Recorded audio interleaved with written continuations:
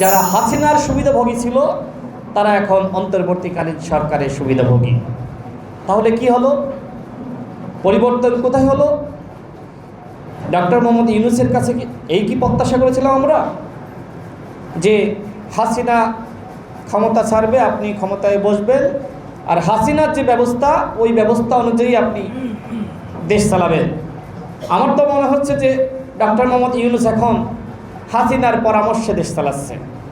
কারণ হাসিনা যা রেখে গিয়েছিল তিনি তাই শপথে রেখে দেশ চালাচ্ছেন।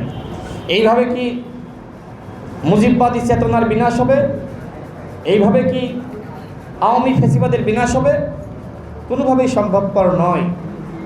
আজকে দেখেন, যারা গণহত্যার সাথে জড়িত যে সকল দামি এমপিরা ছিল তারা বিভিন্ন জায়গায় বিভিন্ন সামাজিক সংগঠনে যুক্ত হচ্ছে, মানবতার ফেরিওয়ালা হয়েছে, সরকারের সাথে বিভিন্নভাবে যুক্ত হচ্ছে।